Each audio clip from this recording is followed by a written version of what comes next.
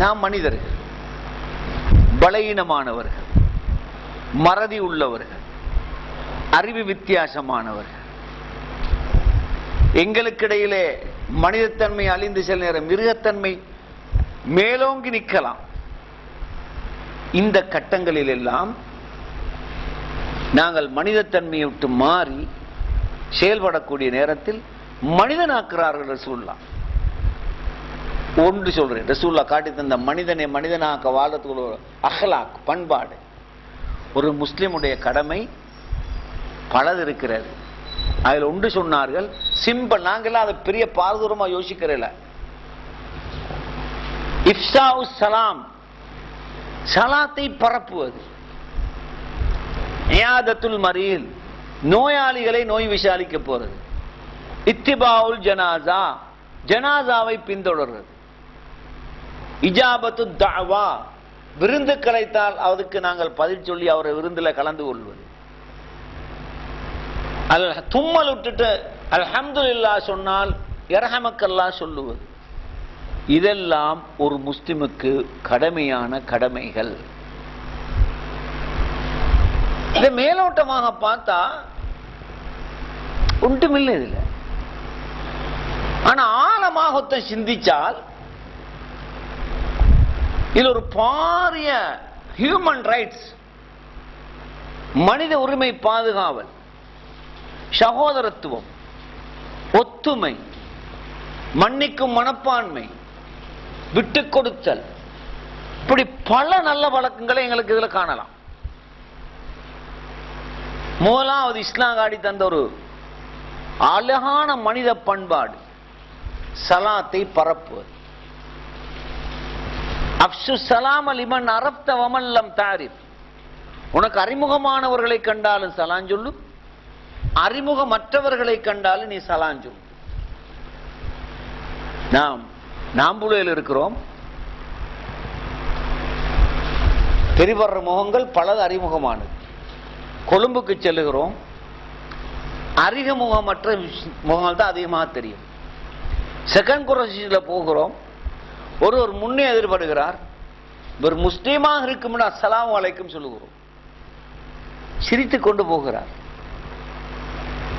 அவர் முஸ்லிம் அல்ல, நான் நினைச்ச முஸ்லிம் என்று சலாம் சொல்லுகிறேன். அவர் சிரித்துக் கொண்டு போகிறார். முஸ்லிம் அல்லாத ஒரு சகோதரன், பௌத்தனோ கிறிஸ்தவனோ இந்தியனோ.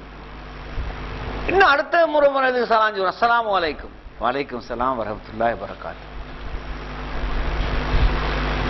இந்த பழக்கத்தை அனைத்து முஸ்லிம்களும் மேற்கொண்டால் காலப்போக்கில் நாம் தெரியாத மனிதனுக்கு அவன் முஸ்லீம் அல்லாஹ் சலாம் சொன்னாலும் வலைக்கும் சலாம் வரஹ்மத்துல்லாஹி வபரகாத்துஹு சொல்லுவதை அவன் பழகிக் கொள்ள போகிறோம். ரசூல் என்ன சொன்னார்கள்? அத்தபஸ்ஸுமு சதகா, ஒரு மனிதனை பார்த்து நீ புன்முறுவல் பொறுப்பது உனக்கு தர்மமாகும். இப்போ ஒருவன் தன்னகத்தை எடுத்துக்கொண்டான், நாம் சலான் சொல்லுவதை ரசூலுல்லாஹ் காட்டி தந்த ஒரு நல்ல வழக்கமாக எனக்குள்ளே வைத்துக் கொள்ளுவேன். முண்டிசூரிக்கு பிள்ளைகள் போற நேரம் நீங்க எதிர்கொண்டு போறீங்க, ஸ்கூல்ல இருந்து வெளியே வர்றீங்க, அந்த ரோட்ல வாரீங்க, சின்ன புள்ள அஸ்ஸலாமு அலைக்கும் வரஹ்மத்துல்லாஹி வபரகாத்துஹு, இந்த குழந்தைகளை பாரு, இப்படி ஒரு காரம் சொல்லி பாருங்க. எங்கேயாவது நீங்க போயிட்டு வர நேரத்தில் ஸ்கூல் பிள்ளைகள் முண்டிசூரியை விட்டு போது அஸ்ஸலாமு அலைக்கும் ஹஸரத், அஸ்ஸலாமு அலைக்கும் மாமா, இதை பார்க்கிறானுங்கள் அடுத்த மக்கள். இந்த சலாம் ஒன்று மட்டும் எங்களுக்கு இடையில பாரிய சகோதரத்துவத்தை தரும். ரசூலுல்லாஹ் சொன்னார்கள், மன் ஹஜர அஹன் முஸ்லிமன் ஃபௌக ஸலாஸத்தி அய்யாமின் ஃபலைஸ மின்னா. 3 நாளைக்கு அதிகமாக எவன் ஒருவன் ஒரு முஸ்லிமோடு கோபித்துக் கொண்டிருக்கிறானோ அவன் எண்ணி சார்ந்தவன் அல்ல. வாழ்க்கையில பிரச்சனை வராத மனிதர்கள் உலகத்தில் இல்லை. கொடுக்கல் வாங்கல், குடும்ப பிரச்சனை எல்லாம் வருகிறது. பிரச்சனை பட்டு கொண்டோம் பஜார்ல, கண்ணும் போதே எரிச்சலா இருக்குது. இப்ப இப்படி எல்லாம் பேசிட்டாங்க. 3 நாளைக்கு பிறகு 4வது நாள் அவர் பாதையிலே தென்படுகிறார். இப்பொழுது இந்த முஸ்லிம் தௌஹீத் ஜமாத்துக்காரனுக்கு இந்த ஹதீஸ் ஞாபகம் வர வேண்டும். 3 நாளைக்கு அதிகமாக எவன் ஒருவன் தனது முஸ்லிமை சகோதரனை பகைத்துக் கொண்டிருக்கிறானோ அவன் என்னை சார்ந்தவன் அல்ல, நான் கொண்டு வந்து இஸ்லாத்தை விட்டு வெளியேறி விட்டான் என்று சொல்லியிருக்கிறாரே. இந்த சகோதரோட கொடுக்கல் வாங்கலில் காணி பிரச்சனையில் பிணைக்கப்பட்டோமே, எனவே அவர் வருகிறார், நாளைக்கு எனக்கு மரண நிச்சயம், இந்த அந்திக்கு நான் மரணித்து விட்டால் என்ன செய்ய, ஒரு சகோதரனை பகைத்து மரணித்தவன ஆகுமே. அஸ்ஸலாமு அலைக்கும் வரஹ்மத்துல்லாஹி வபரகாத்துஹு. டே உன் சலாமும் உன் முறக்கடை இது போல என்ன சலாம் சொல்லக்கூடாது. நேத்தான் பெரிசா சண்டை பிடிச்சி அடிபடி போட்டு என்ன இப்ப என்ன சலாம் சொல்லி சமாளிக்க வாரியா, மன்னிச்சுவோங்க அஸ்ஸலாமு அலைக்கும் நாம. இப்ப அல்லாஹ் யார பக்கத்தில் இருக்கிறான்? சலாம் சொன்னோட பக்கம் அல்லாஹ்வுடைய அருளும் அல்லாஹ்வுடைய ரஹ்மத்தும் இருக்கிறது. அல்லாஹ்வுடைய கோபம் எங்க இருக்கிறது?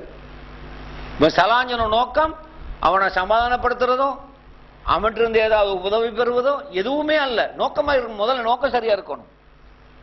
ஹதீஸை படிச்சுக்கிறேன், நான் தௌஹீத் ஜமாத்துக்காரன், அல்லாஹ்வுடைய தண்டனையில் நான் பாதுகாப்பு என்னை பெற்றுக்கொள்ள வேண்டும், எனவே இவனுக்கு சலான் சொல்லி நான் கோபம் இல்லை, கோபத்தை மறந்து விட்டேன் என்பதை நிரூபிப்பதற்கு தான் சலான் சொல்ல சொல்லு, வேற ஒன்றுக்கு அல்ல.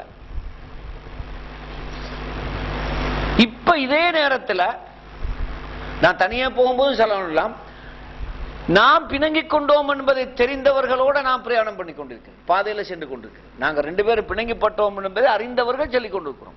அவர் தென்படுகிறார், அஸ்ஸலாமு அலைக்கும் வரஹ்மத்துல்லாஹ். இதே வார்த்தை அவர் யூஸ் பண்றார். ஏற்கனவே தனிமையில யூஸ் பண்ணாருன்னு உதாரணம் சொன்னேன். ஆட்களுக்கு மத்தியில் இந்த தவறான வார்த்தையை திரும்ப அவர் கோவத்தை மனசுல வச்சு கொண்டிருக்கிறார். இப்ப மறுமையில சாக்கி கெஞ்சினா இந்த ஆளுக்கு, யா அல்லாஹ் இவர் பிணங்கிப்பட்டதுன்னு தெரியும், இது தௌஹீத் சகோதரர், ஹதீஸையும் படிச்சிருக்கிறார், எனவே 3 நாளைக்கு மேல் கோவிக்க கூடாது என்று இவருடைய சமான் நல்லா நடக்க வேண்டும் என்பதற்கு சலான் சொன்னார். அவர் அப்பவும் கோபத்தை மறக்காதவராக இருக்கிறார். இந்த மறுமையிலே சாக்கி கிடைக்குமா கிடைக்காதா? எங்களுக்கு இன்றைக்கு எதுக்கு சலான் சொல்றது? ஹதீஸ்களை அவதானித்து நீ அஸ்ஸலாமு அலைக்கும் என்றால் 10 நன்மை, அஸ்ஸலாமு அலைக்கும் வரஹ்மத்துல்லாஹ் என்றால் 20 நன்மை, அஸ்ஸலாமு அலைக்கும் வரஹ்மத்துல்லாஹ் வபரகாத்துஹு 30 நன்மை.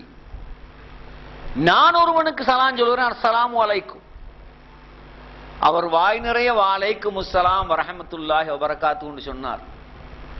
ஒரு சகோதரனுக்கு 30 நன்மை கிடைப்பதற்கு நான் வழிய வகுத்தேனா இல்லையா? அடுத்த சப்ஜெக்ட், மன் தல்ல அலா ஹைரின் கஃபாயிலிஹி, ஒரு நல்ல காரியத்தை செய்தால் அவன் செய்வதற்குரிய கூலி அது போன்றது இவனுக்கு கிடைக்கிறது. அப்ப நாம் அவருக்கு சலான் சொன்னதுனால அவருக்கு 30 நன்மை கிடைத்தது. ஏன்னு நான் அஸ்ஸலாமு அலைக்கும் என்று சொன்னதுனால 10 நன்மை கிடைத்தது. 30 10 40 நன்மை எனக்கு கிடைக்கிறது. அப்ப நாங்க எந்த நிலையில் இருந்து கொண்டு இதெல்லாம் சிந்திக்க வேண்டும்? நான் ஒரு முஸ்லிம், ஏண்ட வருமானம், ஏண்ட உலக வியாபாரம் லாபம் கூடினதாக இருக்க வேண்டும். எந்த கணத்திலையும் நான் இஸ்லாமியன் என்றதை பண்பாடை விட்டு அங்கால போகக்கூடாது. அடுத்தது வீட்டுக்குள்ள வா, அஸ்ஸலாமு அலைக்கும், அஸ்ஸலாமு அலைக்கும் வரஹ்மத்துல்லாஹ் 3 முறை சலாம் சொல்கிறார். கதவை திறந்து பார்க்கிறார், கதவு திறந்திக்கு உள்ளால தாழ்பால் போட்டு இல்ல. தம்பியோட வீட்டுக்கு திறந்து கொண்டு போகலுமா? என் உடப்புறந்த தம்பியோட வீட்டுக்கு அது இந்த வாழைக்கும் சலாம் பதில் சொல்லாமல், கதவு தாழ்பால் போடாமல் திறந்திருந்தாலும் கதவை தானாக திறந்து கொண்டு உள்ளே போறது இஸ்லாத்தில் அனுமதிக்குதா? இல்ல, திரும்பி போய்விட வேண்டும். இது செய்யல. கதவை திறந்து கொண்டு வந்தான், அஸ்ஸலாமு அலைக்கும், சகோதரன் மனைவி வந்து கதவை திறந்தான். மிக முக்கியமான விஷயம், மதினி பேசிக்கொண்டிருக்கிறார்.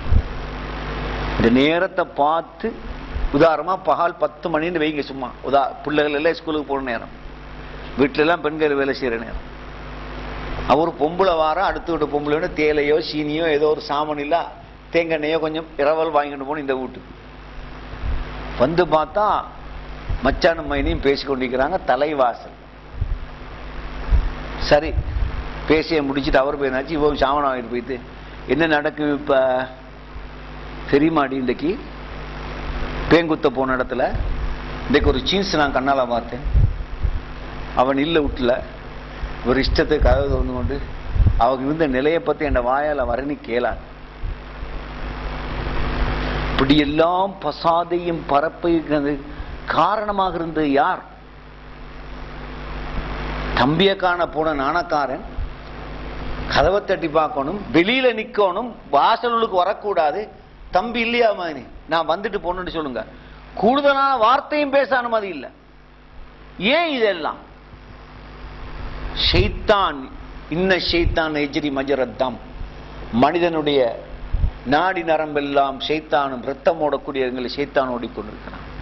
இதனாலதான் ரசூல்லா சொன்னார்கள், சலாம் சொல்லுங்கள், 3 முறை சலாம் சொல்லுங்கள். வாலைக்கும் சலாம் வந்தால் உள்ளே போங்கள், வாலைக்கும் சலாம் வராவிட்டால் வெளியே போயிருங்கள். இதனால் என்ன நடக்கும்? சமூக பிரச்சனை, குடும்ப பிரச்சனை தோன்றாமல் உருவாகாமல் இருப்பதற்கு காரணியாக அமையும். இவ்வளவு அஹ்லாக் ரசூல் ஒரு முறை உட்கார்ந்து கொண்டிருக்கிறார். ஒரு ஆள் அஸ்ஸலாமு அலைக்கும் உள்ள வந்துட்டார். அவனை வெளியே அனுப்பு, நீ வெளியே போ. அந்த ஆளுக்கு போய் சொல்லுங்க, ஒரு வீட்டுக்குள்ளுக்கு நுழையிறது எப்படி இருந்து அதப்ப படிச்சு கொடு. அப்ப அஸ்ஸலாமு அலைக்கும் அஸ்ஸலாமு அலைக்கும் என்று சொல்வது என்ன? உள்ள வரவா உள்ள வரவான்னு அனுமதி கேட்கிற. வலைக்கும் சலாம் வரஹ்மத்துல்லாஹி வபரகாத்துஹு, கதவு திறந்திருக்கு, திறந்து கொண்டு வாங்க. இது வரும் வரைக்கும் நாங்கள் கதவை திறந்து போறது இஸ்லாம் அனுமதி வழங்கவில்லை. இந்த இஸ்லாமிய பழக்க வழக்கங்களை நாங்கள் பிராக்டிகல் பண்ணினால் யாருடைய கௌரவம் பாதுகாக்கப்படுகிறது? அந்த 2 வீட்டாருடைய கௌரவம் பாதுகாக்கப்படுது. அந்த வீட்டிலுடைய பெண்ணுக்கும் ஆபத்து வராது, இஃப்திராக இட்டுக்கட்டுகள் நடைபெறாது, பாதுகாக்கப்படுது. வாகனத்தில் ஒருவன் போய்கொண்டிருக்கிறான், ரோட்ல நின்று பேசிக் கொண்டிருக்கிறார். வாகனத்தில் செல்லுகின்றவன் துவாதையில் நடந்து செல்லுவதற்கு சலாம் சொல்ல வேண்டும். சிறிய கூட்டம் பெரிய கூட்டத்தை பார்த்து சலாம் சொல்ல வேண்டும். இருக்கிறவர்களுக்கு வருகிறவர் சலாம் சொல்ல வேண்டும். இது எல்லாம் சலாத்தை பத்தி இவ்வளவு ஹதீஸ்கள் வந்திருக்கு. யூத நசாராக்களுக்கு நீங்கள் சலாத்தை ஆரம்பிக்காதீர்கள். அவர்கள் சலாத்தை ஆரம்பித்தால் வாலைக்கும் என்று பதில் சொல்லுங்கள். இப்படியான இந்த பண்பாடுகள் எல்லாம் காட்டி தந்து எதற்காக என்றால் சமூகம் ஒரு முன்மாதிரியான சமூகமாக இருக்க வேண்டும். இப்போ நீங்க ஒரு யூதரோ கிறிஸ்தவரோ ஒரு அந்நியன் அஸ்ஸலாமு அலைக்கும் வாலைக்கும் பதில் சொல்லுகிறீர்கள். திரும்ப கேட்கிறான், என்னப்பா உங்க ஆள்களுக்கு மத்தியில் சலாம் சொன்னா வாலைக்கும் சலாம் வரஹ்மத்துல்லாஹி வபரகாத்துஹுன்னு சொல்றீங்க, நாம சலாம் சொன்னா வாலைக்கும் சொல்லிட்டு பதில் சொல்லிட்டு போறீங்க, எங்களை கண்டா நீங்க சலாத்தை ஆரம்பிக்க மாட்டேங்கிற? ஆமா, எங்களுக்கு ஒரு தலைவர் இருக்கிறார், அவருக்கு பேர் முகமது நபி. அவர் இந்த பழக்க வழக்கங்களை இப்படித்தான் செய்ய வேண்டும் என்று சொல்லியிருக்கிறார்.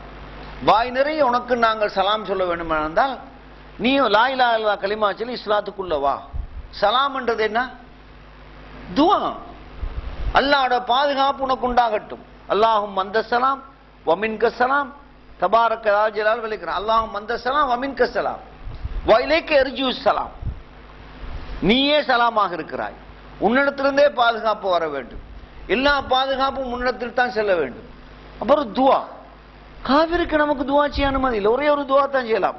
உனக்கு அல்லாஹ் ஹிதாயத்தை தர வேண்டும். பாவமன்னிப்பு காவிருக்கு கேட்கலாது. அப்ப இந்த அஹ்லாக்களை ரசூல் ஸல்லல்லாஹு அலைஹி வஸல்லம் படிச்சு தந்து எதற்காக வேண்டாம்? தன்னை ஒரு உண்மையான மூமினாக அமைத்துக் கொள்ள வேண்டும். இப்ப என்ன சொல்லுது? பாதையில போகிறார். யார் போகிறார்? உஸ்தாத், ஸ்கூல் பிரின்சிபல் சைக்கிள்ல போகிறார். நடந்து வாரா யாரு? ஓஎல்ஏஎல் படிக்கிற மாணவன். யார் யாருக்கு சலாம் சொல்லணும்? சார் சலாம் சொல்லணும் மாணவனுக்கு. என்ன சேருக்கு நடக்கிறது? நான் ஒரு சார் ஒரு பிரின்சிபல் என்ற அகம்பாம் இல்லாம போய் நான் அல்லாஹ்வுடைய அடிமை, என் மாணவனுக்கு சலாம் சொல்லி விட்டேன், அல்லாஹ்வுடைய சட்டத்தை நிறைவேற்றி விட்டேன். இன்னைக்கு எப்படி நடக்குது? பிரின்சிபல் பாதையில போகிறார், மாணவன் சைக்கிள் வருகிறான், பிரின்சிபலை கண்டா அவர் இறங்கி தள்ளி கொண்டு போகணும். இது எந்த கலாச்சாரம்? சும்மா ஒரு தனி மனிதனை பெருமையாக்குற ஒரு காரியமாக மாறிவிட்டு இது யாருடைய கலாச்சாரம்? ஜாஹில்களுடைய கலாச்சாரம். முஸ்லீம்கள் அல்லாதவருடைய கலாச்சாரம். இப்போ முஸ்லீமுடைய கலாச்சாரம் என்ன? அதிபர் போகிறார், நீதிபதி பாதையில் நடந்து செல்கிறார், சைக்கிளில் போகிறான் வழக்காளி, சைக்கிளில் போகிறான் நீதிபதி, அவன் வாகனத்தில் எவன் போகிறானோ நடந்து போகிறவருக்கு அவர்கள் சலாம் சொல்ல வேண்டும். அப்ப இதுல என்ன நடைபெறுது? ஒரு பெருமை இல்லாமல் ஆக்கப்படுது, ஒரு கலாச்சாரம் பேணப்படுகிறது.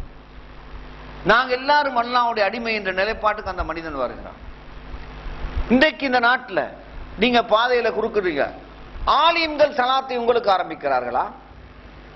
நீங்கள் ஆலிம்களுக்கு சலாம் சொல்லணுமா? ஆலிமுக்கு தேவையான பணக்காரன் அவனோட தேவை நிறைவேற்றுவதை கண்டா அஸ்ஸலாமு அலைக்கும் மௌலானா ஹாஜர் பாஞ்சி சலாம் சொல்லுவான். ஒரு வேலைக்காரனை கண்டா அதில் சலாம் சொல்லுவாரா?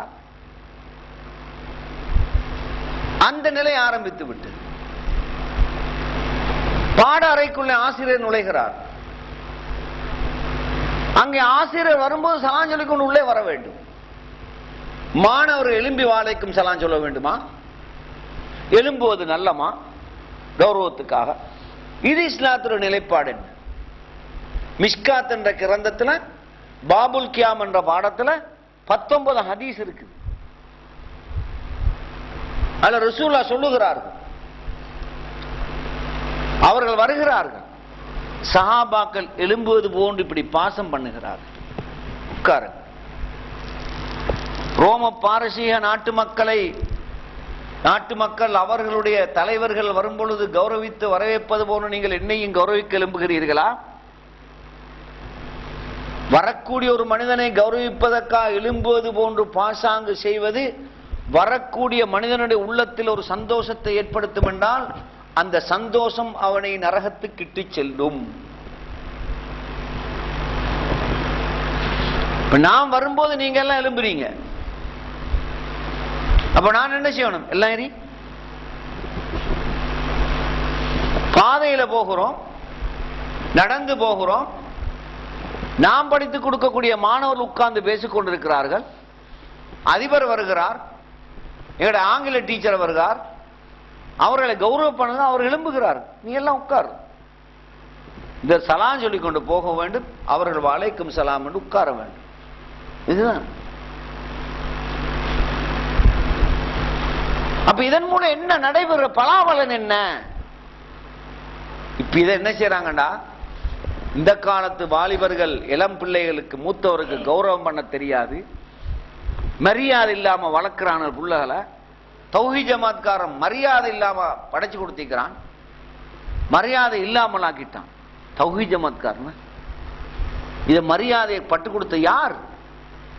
ரசூலுல்லாஹி ஸல்லல்லாஹு அலைஹி வஸல்லம்.